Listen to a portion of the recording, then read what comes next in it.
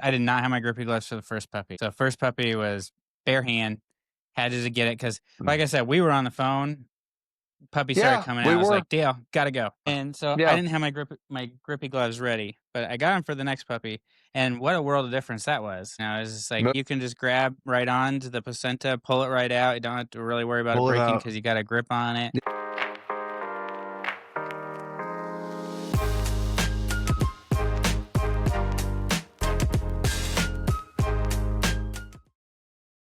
What is going on, everybody? Welcome to the Tax Box Podcast.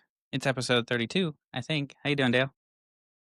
I'm doing good. To see the 32 or 33, one or the other. Gosh, the weeks just blend together. It's like having puppies. You're like, they're either 7 weeks old or 8 weeks old. I don't know. They're around there. Right, They're right. somewhere in there. The weeks just start blending. And so It's anyway, it. we're in the 30s somewhere. Yeah, somewhere in there. So how did your weekend go? It's been good. Trying to get stuff caught up at home. How did your second litter go? Well, that's a great topic for the episode today because my litter was due. I was going 63 days from the day that I first bred her. Mm-hmm. So you're like, okay, 63 days, cool. So they had her down as Thursday, November 9th or 6th, whatever Thursday is, the 6th. Right, right. And so then, my whole agenda was this prior weekend, this past weekend, hey, I'm going to get the whelping box set up. I'm going to shave her belly, shave her furnishings in the back so the puppies can come out and don't get strangled and they can All the find the prep. nipples, Mm-hmm. all the prep work. I was like, you got Mm-hmm. 5 days. Sure. So Saturday I come home to start doing that and she's acting all weird, going crazy. And I'm just like, I think she's going into labor. Oh no. Why? We're too early for this. So I asked you about it. We're on the phone talking. All of a sudden the puppy starts coming out. I was like, Dale, gotta go. Got a puppy coming out. Can day 58 happen? Yeah. Yeah. I think it was something like that, right? Yeah. I was like, is this all right on day 58 that this is happening? So what I wanted to talk about really was like, why? Why did that happen? Because she was due, if we go from the first breeding, I bred her twice. If we go from the first breeding, 63 days, would have been Thursday, November 6th. She had him on November 1st. So what, 5 days early, we're going to say. So how does that big of a differential happen? Okay. Well, let's ask a couple of background questions. Did you breed this bitch on progesterone by chance? No, No, no. Well, okay then. So the I date bred this that we're bitch by going to, counting and being like, it's day 9 of her yeah, cycle that I know of. So let's you breed did her. like, He seems interested. Here you go.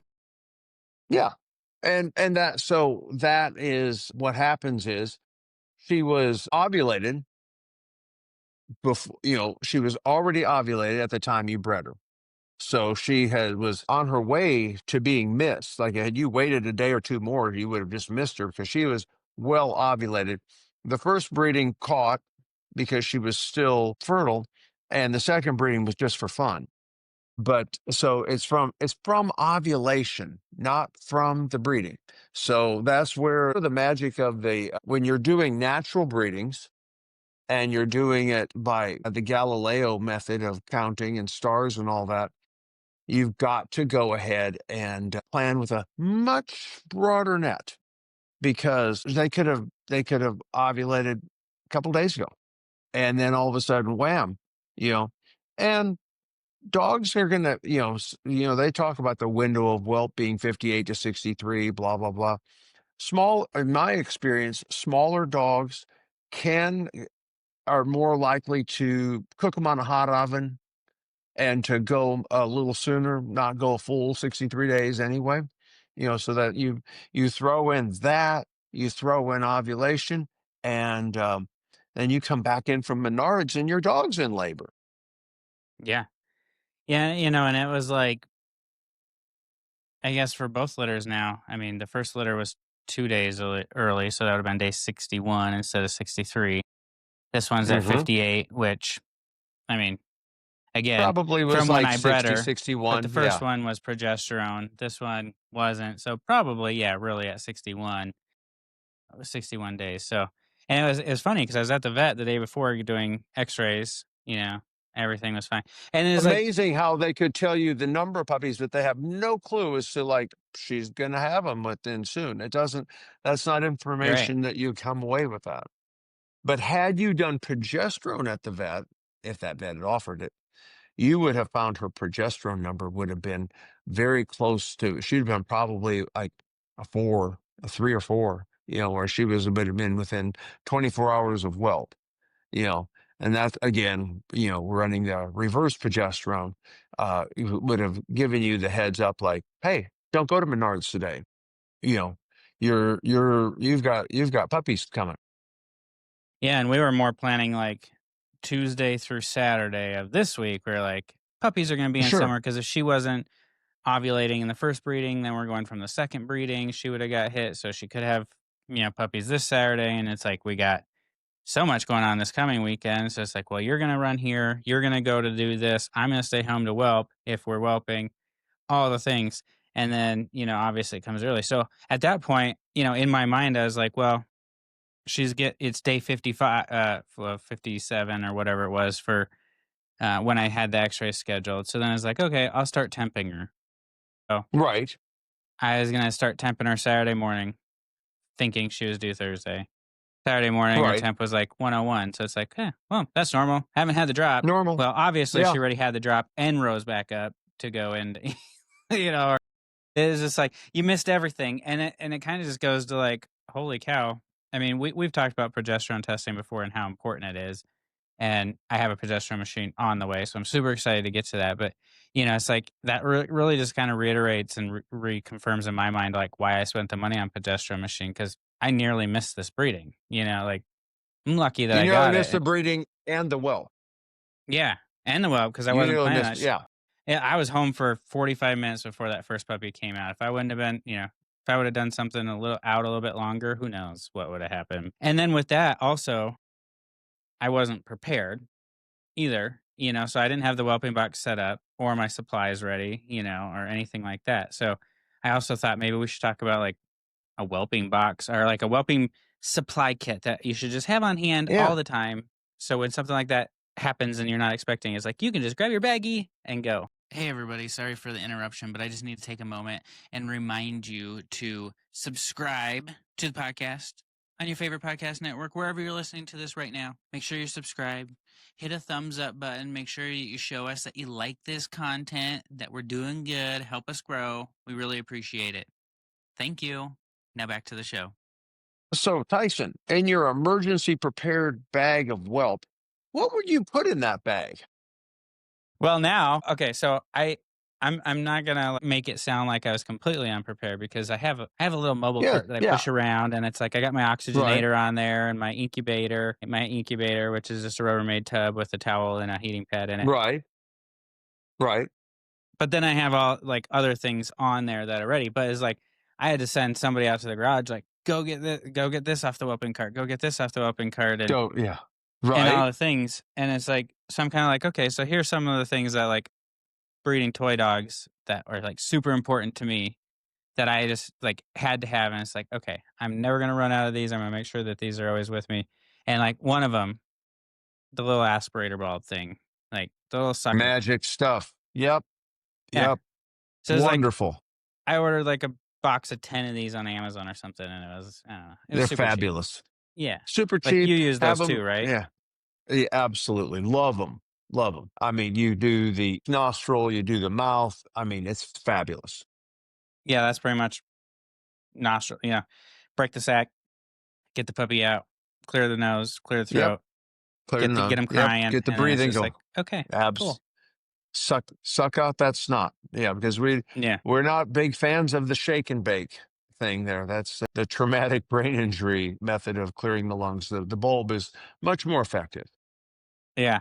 I actually have a puppy sucker, then it's like motorized. It's like it's got a pump and you turn it on and I've it seen those too. Yeah, those are pretty cool. I yeah, have never actually done it, but I think they look fun.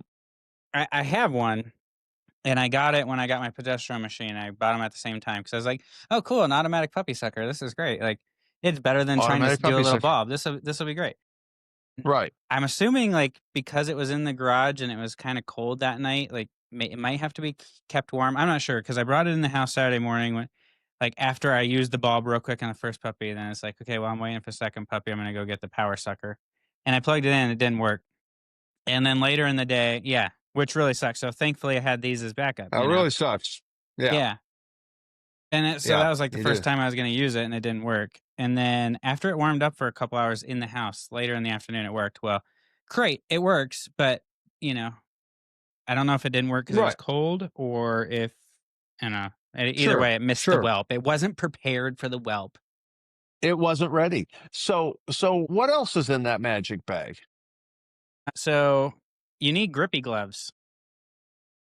The Grippy magic gloves. grippy gloves. And if Those you're are listening to pretty the fantastic. podcast, yeah, if you're listening and not watching, I'm holding up these grippy gloves in front of my face in the camera, and They're kind of like exfoliating mitts, but they would be used to get cells off of that, but they are really sticky and they're very stretchy. One size fits all, oh my kind of gosh, they're like, super stretchy. super stretch. I mean, O.J. Simpson would not have used the grippy gloves because that would have gone right on. I mean, yeah, the grippy gloves, and they are so great because you're not going to drop that slimy little puppy in the bag, and you can get the placenta out without pulling the string out of your puppy. Yeah, so that's like the first. I did not have my grippy gloves for the first puppy. So first puppy was bare hand. Had to get it because, like I said, we were on the phone. Puppy started Yeah, coming out. we I was were. like, Dale, gotta go. Puppy coming right Gotta now. Gotta go. go. Yeah, And so I didn't have my grippy gloves ready, but I got them for the next puppy. And what a world of difference that was. It was just like but we're all different. you need to help a You little got bit, and then yeah, you can just grab right on to the placenta, pull it right out. You don't have to really worry about it pull it breaking out. because you got a grip on it. Yep. You can just And really, you're just kind of like taking your thumb and going across their face, and that's going to break the sack right off their face. And it sure then is. Yep. it super nice. Again, cheap on Amazon too. The little grippy gloves, exfoliating gloves, I think is what I typed in. And it was again like, Hmm. I don't know, a 10-pack or something. It's just like I use them for the whelp, throw them away, and have Yeah. a new pair You for the can, they next can, time. but they are machine washable. You can wash them if you're feeling frugal. And then how about a pair of scissors? You We can got do some it without scissors in that bag. scissors, but I do have scissors. So, Scissors are awesome. Yep. You got yeah, having the scissors are in there. That's nice. Nice to have the it's super scissors. nice to cut that cord, Hmm. with a nice pair of scissors instead of having to try to take your nails and just, yeah, do all the weird, you don't really I want to don't have to have do that. enough for nails to do that. Yeah, That's yeah. not. It's probably not gonna work so good. But yeah, the Yeah, so scissors you are have a nice, pair of scissors but in there. You need that. and you can take the grippy glove and kind of crunch the end of it a little bit, like just kind of like Yeah. seal it off a little bit with that after you've cut it. I usually cut them about an inch. How far did you leave yours? Yeah, I'd say about an inch, 3/4 of an Yeah. inch to an inch. I don't know. Have you seen with that there's like any of that dictates an umbilical hernia? So Does it have a play of that anything to do with it? okay. So sometimes when they're born and they're like the puppy comes first, placenta's still there, and they're swinging like a bungee jumper. That could exacerbate a hernia as possible. I mean, it's also, I mean, just when you're pulling the puppy, sometimes you have to kind of keep the pressure away from that because if you're pulling and you're not like pulling off that, you could put some additional trauma to that area, but possibly creating a hernia or making it bigger. All of those things there. So kind of got to say on it, you know, chin, we embrace the hernia because most of them have it. We will like just go, well, it's chin. But some breeds they try to breed them away from them, but it's not a big deal. So it's considered a legal surgery to repair a hernia to show a dog you can. It's not a big deal. So it's a non-life threatening congenital defect, and usually on pets, fix them when we have them spayed or neutered. I've never Yeah, had a crisis situation with a hernia. I think I have only one that doesn't have a hernia, Yeah, and that's Piper. She doesn't have a hernia, but she's the only one that I have that doesn't. Everybody else does, and I mean, they get big when they're pregnant, and is sure, but sure. never had really an issue. I haven't had an issue with them So at all. sometimes So with the hernia, if they are what we call a reducible hernia, where you feel it and it feels like a grape squishing in there. All right, now that might need to be fixed. If you feel it in there and it goes, that might be, if it's hard, then it's a closed hernia and it's just a little ball of fat, you know. But but if it's reducible, you can get it fixed at your leisure. It's not a big deal. Like I But said, never might have some had a that's a good reason for grippy gloves, though. If that if you grippy can gloves. grab I think onto is that help placenta and absolutely. it's not use the Hmm. puppy to pull it out, but you can grip Sure. and pull yourself, that's great. And now, since you were prepared and had the X-ray, so you knew how many babies you were going to have. Super good. So at that point, what, gave her a clean out shot, a little bit of oxytocin. Yep, gave her some oxytocin after the 3rd puppy. And you know what? Yep. I'm super glad that I had the X-ray with this dog because it was her maiden voyage for giving birth. So it's like she was weird going into it. She was weird for 36 hours after it. It's like there was multiple times afterwards where I'm like, is she gonna start pushing Yeah. again? Because she was just acting weird, and it's just all the things. So it's like it's super nice to just be like, well, I know there's only 3 in there, so we're good. Like, Yeah. And I mean, and so, and like, especially if you get one that's a bigger bodied or a chunkier girl, you go, is that, and you can start mashing in there and thinking that you're feeling things that maybe you're not, your imagination. But one thing that's kind of, you have that window after they whelp, and it's a huge advantage of a natural whelp than a section, where they have like 48 hours where they're still deciding if they want to be a mom.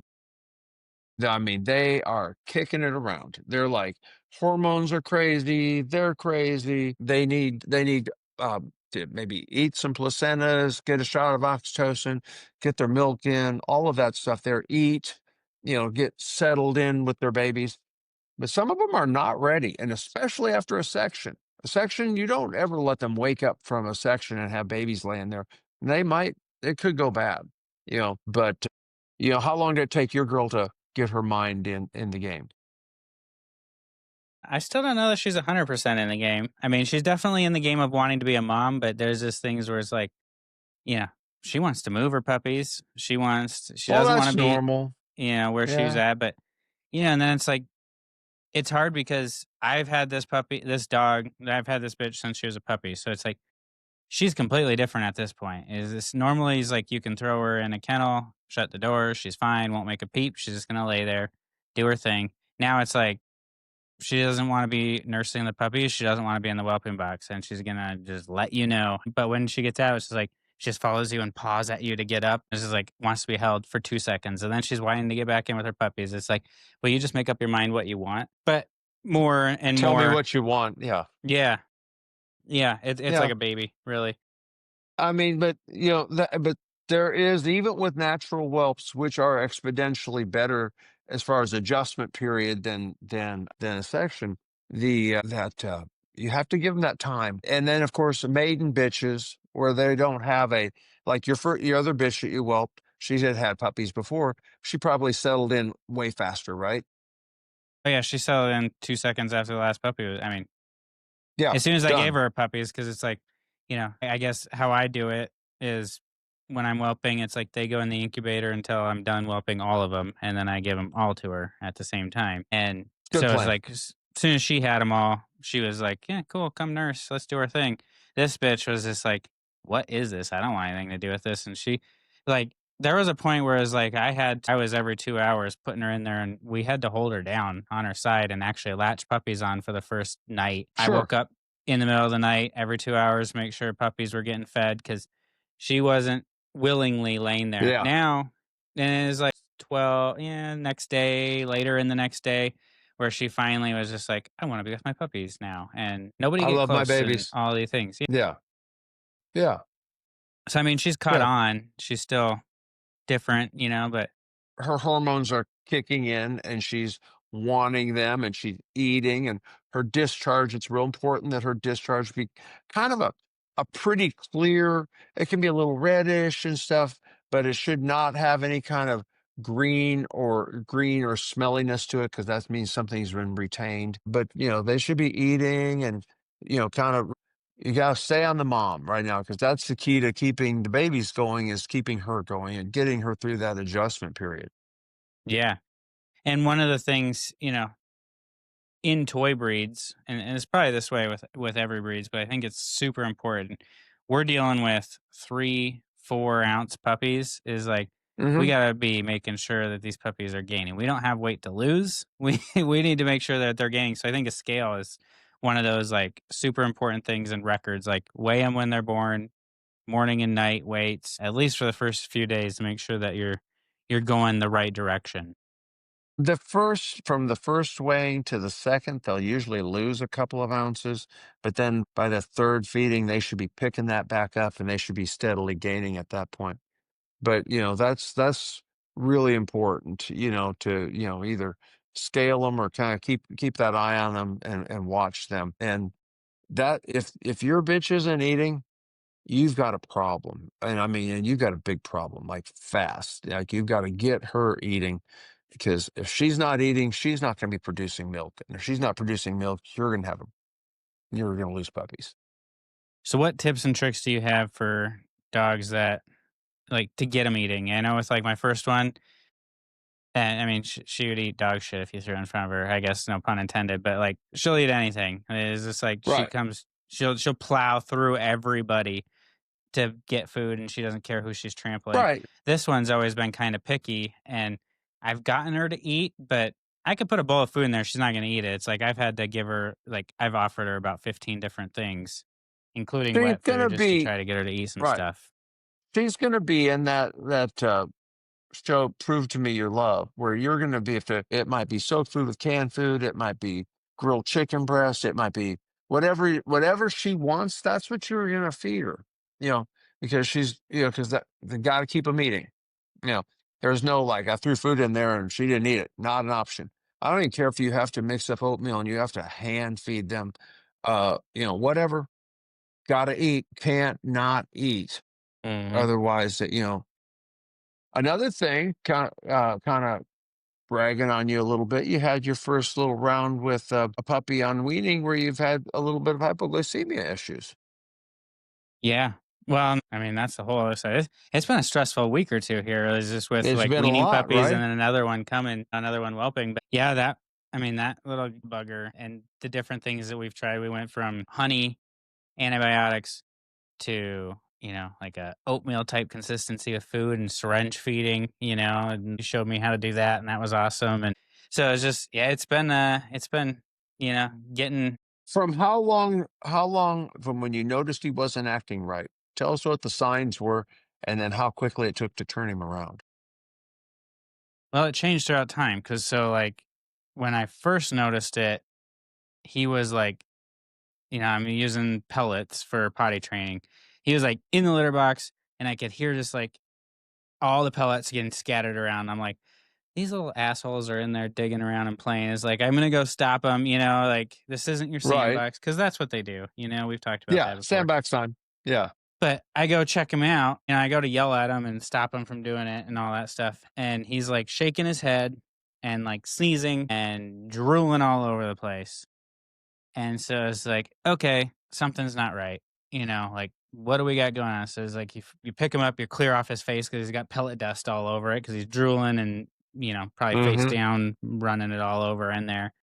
You start cleaning that off, and then you're just like obviously just kind of observing and seeing what was going on. But at that point, I was just like, I don't know. I wasn't prepared with honey. I had NutriCal, so that was just like, here's some NutriCal, which if we're sugar crashing, it'll get them through. Hopefully, Yeah, it doesn't do great things for their stools because there's a lot of fish oil in the Nutrical. I mean, it beats letting them die, of course, but yeah, honey or Karo syrup is kind of a good little standby to have on there. But so did you do the lip line with it? yeah. I pretty much went scoop on my finger, open his mouth, and rough of the mouth as much as I could get in there. Let him eat Mm, it. Yeah, and they're so small at that age, trying to just get a finger up under their lips and all that is like they don't like that's it, tough. and so Yeah. it's like how by any means necessary to get it in the mouth, that's what you're doing. So, like, how And long after that did it take for him to come back around? the first time, the first couple times, it was like 5, 10 minutes, and then he started just Hmm. like feeling better. Now it's if he has an episode, the episodes are a lot more spread out now. It's like Hmm. I had one in the last week, and that one I noticed fairly quick, and I got honey in him like within a minute, and then like 5, 10, 15 seconds later, he was just like, "Okay, I'm fine," and you just go from there. So I think that's and I try to just stay on top of him, just making sure he's getting enough food. He's kind of on my radar now, so it's like, is he eating enough? Is he And controlling his exercise. his Like exercise? if Yeah, you turn him out, let him have like Chew Molesky fun time where they're racing around and all that, and all of a sudden they go all yeah. over, because that can be, it's that navigating calories in, calories out. So just saying, for what you did with turning him around on with bringing him back up, then that could have cost you 2 grand at an emergency clinic. They would have ended up started an IV. They would have shaved his leg, and then they wouldn't have been able to get into that leg, and they'd probably end up having to shave another leg, and then to get an IV going and give him some dextrose, and he'd pick back up, and it'd be a couple $1,000. The other thing is like, so after you got him up and eating, you fed him. How did that go? It was. I mean, they don't want anything. None of my chin want anything to do with opening their mouths and you putting anything in. So you get used to how you're Especially doing it. But hypoglycemic. yeah, yeah, oh yeah, he's clenching. They're clenching the Yeah, he's mouth. clenching. Yeah. Yeah. So, it went as good as you could imagine. There was about as much food on my hands and running down his chest as there was in his mouth. But, you make sure that they get some. And now I'll do it for him every once in a while now if I feel like he's bouncing off the walls in his kennel a little bit. And it's just like, okay, I'm going to make sure that you're good because I haven't seen you eat. I've been gone or How many something. cc's are you giving him meta feeding? 3. 3. Yeah. Okay. And that's just what I'm supplementing him with. But, Right, but he's you know, eating too, yeah. he's eating too. So Yeah. if you're like a full meal type thing, probably needs to be about 15 cc's. I mean, 3 kind of gets them a little kickstart where they kind of like they get some food in their stomach and then they stop feeling queasy and then they start getting hungry. Yeah, and then, like I said, now it's like if he's just bouncing off this kennel or if he spends 15 minutes like, I'm in jail, let me out of my kennel, whine, whine, whine. It's like you're burning so much energy doing that bullshit. So it's like Exactly. I'll just give him a little bit, Exactly. just to. I'd rather do that and spend a little time doing that than lose a puppy. So And you will lose them doing that. That yeah. is And that's he's one too, right where now it's like I'm weighing him daily or every other day just because I wanna make sure he's going in the right direction as well. He's only 9 weeks old, so it's just like I wanna make sure he's still gaining weight and we're not losing. His siblings they're just kinda like, whatever. They're all doing fine right now and, you know perfect. yeah, and they're separated because he's small and shouldn't be doing a lot of energy. One of his brothers is like 2 pounds heavier than him and just wants to bully everybody around and run around like They will mad, take each so other out. Yeah, yeah. they absolutely. You can, we'll say that they can take each other and vote each other off the island, and go ahead and decide to have have kind of a little episode there. So for sure, you And got to and it sometimes like, cut the herd. big difference between the 2 litters too because, like, the first litter puppies were 7.5 ounce average. This litter is like 4 ounces. They were all, like, right at 4 ounces, so it's, like, almost half the size. These guys, these feel so tiny and everything, so you're just like, "Oh, they just seem so fragile Which compared to the previous one." But I think Sure, that's which more ups average your on odds chin of side. it's going to up your odds of a little bit more hypoglycemia too. Yeah. Well, and Yeah, then, littler they are, a little more fragile. Kind of so and one thing like when you have littler ones, I want to see them like weaned, vaccinated, and like 2 or 3 weeks where they're just eating and going good, right? Where I'm not going to have to do anything extra with them before I let them go. Because you go ahead and you let a puppy out, it's going to travel, which is stressful, which means they're probably not going to eat while they're traveling. They could get car sick. more stressful than if you do have a puppy that you think is maybe flirting with car sickness, there's some stuff called Serenia. It's a pill, or it comes in a vax shop too. But if you have the pills, you pop them out a couple hours before, and it's kind of like a little Dramamine kind of thing where they kind of keeps them from getting uber car sick. Which so they get car sick, they can go hypoglycemic really fast. But you want to really make sure that they have got all of those boxes, and then that's where you also kind of got to vet your people and see if they're like listening to you, because if they give you the yeah, yeah, yeah, yeah, yeah, and then they go put it out in the yard with the kids and they have a really fun whole afternoon just running and romping and stomping and the puppy doesn't get fed. Yeah, here we go. That's one of the things you've kind of when with toy dog breeders, that's something we do find as a challenge. Yeah. Well, yeah, because it's like, oh, the cute new puppy that we've been waiting 8 weeks for, is finally home and he wants to run and lick around and play and dart all over. And it's like, yeah, he also hasn't ate in 6 hours because of the trip and, stressed out His because of world that has been now. small. Yeah. Yeah. Yeah. And that's one of the things you can't stress enough either is like keeping their world small. And then they're Keeping their just world sitting here small, like, adding to it well, incrementally. how big is small? And it's like, well, they're used to like a 4x4 or a 2x3 or, Yeah. 10 minutes in an X Small. pen. They're used to small. And Sure. now you want to give them your whole Small. kitchen. That's big compared to what, what they vetted. Kind of go on YouTube and look and see what a tiny house is like, and kind of think of yourself in the tiny house. That's the kind Yeah. of thing, small, you know. They But need a tiny house. Yeah. they need a tiny house, the tiny house type thing, and if they'll outgrow this. They'll outgrow it, but if it doesn't kill them. But you really have to be mindful on that and really kind of get your people through it. I have to say, for us, the youngest I would kind of could get my head around letting a puppy go would be a super sturdy puppy, and it would be people that I really felt had it going on 10 weeks. 10 weeks, really young. That would be really that's a it's a good sized puppy, and it's people who are just you feel like they can follow instructions and stuff. You feel like you kind of got a crack at them not killing it. Yeah.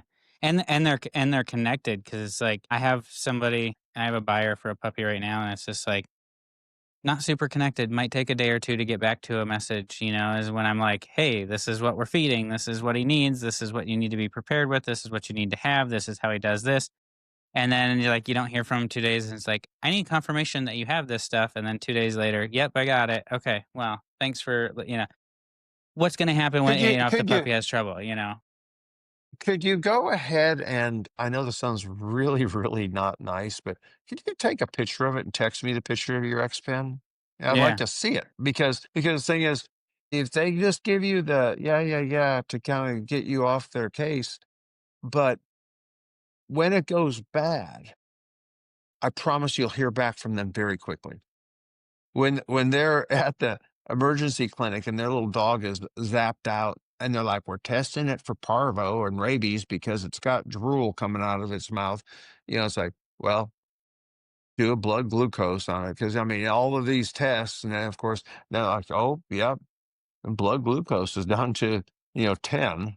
So now they're gonna, it's really avoidable, and they're gonna cut. It's bad for the puppy, it's bad for the buyer, and they're gonna come back and bring that badness back home for you too, because they're not gonna be happy with you either. If that happens Yeah, and it's so weird because, like, when you hear so much about 8 weeks, and it's like, I think there's for just this a stigma. lab can go to 8 weeks. Yeah, Yeah, there's, yeah, like, this stigma that, like, "Oh, puppies are weaned not at a 8 weeks and toy. they can go home," and it's just like, "No, Ooh, I don't no. like, I don't think I'd ever get rid of anything like you said before 10 weeks now," and it's like, I'm just feeling comfortable with the 4-pound guy, and he's Yeah, probably coulda went home at 8 weeks and been fine. He's super sturdy, he's super big, but his 3 brothers aren't, and it's yeah, like, yeah. and in No, I fact, mean, I know a breeder who just lost a 10-week-old chin. Yeah, it was like sugar crash, gone, sure crash gone. you know, Yep. at 10 weeks, so it's like, They missed the window of opportunity. I kind of like, start saying you can start letting them go after they're over the 2 pound hump and they're over 10 weeks. You can start on basing on the puppy. and you need to push that puppy a little bit, add to its world a little bit, kind of see if it's gonna how it's navigating, and then the people, you know. And if it's like, if it's people that that need more, well then, yeah, you just got to be going there and go. I know I'm ruining everything, but we're gonna have to wait a few more weeks. So that puppy's gotta get up, gotta get and never under 2 pounds. That's just bad planning, you know. I couldn't even imagine a 10-week-old 2-pound chin. My gosh, that'd be tiny. I just sent one out she was not quite 3, just almost, or maybe she was just going over 3, and she is 5.5 months. I mean, she really little, and that lady, I mean, you know, she might even be more than that. She might be like 7 months now that I think about it, but she's super small. I even had her spayed because I was, like, concerned, and, to make sure that she was gonna be able to withstand it and stuff before she was in somebody else's ownership. I wanna make sure that that puppy was gonna be okay. You sold a small puppy? I thought you kept those all for yourself. I generally to like to hoard the small ones. Yeah, no, that it was I did sell the small one and it was, it's beautiful. It's a darling little puppy, but small is a little bit more work, and you have to have that special person where they're gonna make small thrive. Yeah. Well, I had small. I got rid of small because it was just like too small to breed. It was like, cool, Mhm. could do the show ring, but it's like not gonna give me puppies. Like we gotta No. what's Well, best for the kennel in that situation. now that you've whelped a couple litters, you kinda get a vibe for what it takes as far as what breeding and whelping actually looks like, and it drops exponentially as they get smaller. It gets more fragile, more potential for issues, you know? So you kinda Yeah. gotta pick and choose a little bit. Yeah. More I planning. more planning and like this, I've had some people as ask, like, why a progesterone machine? Why? And it's just, it's like you can keep telling them and over and over and over and over and over. It's like, because then you can tell when they're ovulating and you know when to breed them. And it's like, my boys tell me when it's time to breed and all the things like that. And it's like, yep, so did mine. Told me it was time. Sure. I let him do it. And then we had Yeah. on my calendar 58-day puppies where I wasn't prepared or ready for it because, you're thinking 62 or Right. 63. So now it's Yeah, just like, and yeah, your progesterone machine, your puppies had eat it. long hair. Your puppies Yeah. had long hair. They were not preemie babies. They were cooked, you know. But yeah, no, for sure. And when you're talking about something where you're very likely you're higher odds of a section, you really need to take the planning even one step further because you've got that window where you can get a hold of a vet and get in on that. You kind of go, oh, great, it's going to be a holiday weekend, amazing. Whenever I see like flipping through the catalog and I'll see someone had puppy born at Christmas, I went, God, really? I hope that was a natural whelp. I mean, Christmas whelps, not fun. Their Christmas sections, Oh all my of that gosh. stuff. Yeah. Yeah. So what That can about be like, tricky. I know speaking, we were talking about what to have. Like, I mean, obviously a heating pad is fantastic. I would assume all breeds, you want to keep your puppies warm and away from drafty, breezes and things like that. Absolutely. I would assume Yep. it's more important in toy breeds because again, we're dealing with 3-ounce puppies instead of 1-pound puppies. So I think it's probably super important that that's warm and they have a spot that they can go, but not bake. Really, it's a fine line between baking them like ziti and having them get show. You want to keep them warm, but not too warm. So just and then, like I said, when you have heating pad under part, puppies are pretty smart. I mean, they'll like if they get warmer, if they get colder, they'll move more towards the heating pad, or if they get a little warmer, they'll move out. But and then of course when they're with mom, that's also body heat. And when you have multiple puppies together, that's also body heat. So And mom hates the heating keep pad. This mom is just like, yeah, keep me sure, away from sure. that There thing. has That's to be too hot. part of the box. There has to be part of the box that doesn't have the heating pad, so you're not Hmm. just like cooking your mom. Because she's gonna Yeah, be so I hot. think Spread brachycephalic. I have one Yeah. of those temp gate guns. It's like a gun. You point it, it's got the red Mhm. dot, and it goes and tells you the temperature. Those infrared ones, and so it's like in my Right. box right now. It's like 75 degrees where the heating pad's not, and 94 where it is. And it's just like, so they can go get warm if they want. They can get off the heating pad and go to the 70s if they want. And that's where mom ends up tending to lay a lot too. But so one of the things that I found, so obviously a temp gun, that's a good thing to have in your whelping box because Temp gun is you awesome. don't want to turn that heating, depending on what your heating pad is between your heating pad and your puppies. I mean, you could be 100 degrees or you could be 90 degrees. How thick is that pad? Well, you need a temp gun so you can kind of figure out how hot it actually is where the puppies are laying. Sure. Paper towels. You cannot have enough paper towels. Yeah, I brought a white towel with because I was like, you know what, paper towels are nice, but Mhm. I'd rather a white towel I Towels can are, bleach yeah. and things like that. So, towel or paper Sure. towels are great to have in there. One of the things that Absolutely. I kind of came across with this whole hypoglycemic puppy is Pedialyte, unflavored Pedialyte. You got to make sure it's unflavored because the flavored stuff can Mhm. have some sweeteners in it that are dangerous to dogs. I think it's xylitol. If Right. you get the unflavored Pedialyte, it's just like it's for babies, but it's just dextrose and water. Yeah. So it's like Yep. it's a good way if you put a little When bit you're at it, mi when you mix Well, with I the would food. never give them, yeah, use it to hydrate the food. Don't ever give them any liquid ever because you'll waterboard them. But if you take that unflavored Pedialyte and use that to hydrate up your oatmeal or your ground up dog food or whatever you're going to be hand feeding with, yeah, absolutely, very cool. Good stuff. Yeah, that's what I did. So it's like, and then I got some Captain Crunch because it's like, why not just give them some more sugar? A little bit of Captain Crunch. You can Absolutely, grind they're that up just with the buzzing puppy around. food. Perfect, Hey, perfect. they need sugar, man. They need sugar. Yeah, little dogs are just running from one sugar fix to another. Yeah, they're just little sugar Tasmanian devils. So, but that's where we're at. So I was like, is like we got to do this episode on this because it's like I kind of just got slapped upside the face when it was like I'm going to spend this weekend getting ready for this whelp, and then this whelp happens first thing And it Saturday just morning. happened. So it's kind of And it like, well, can happen to anybody and everybody.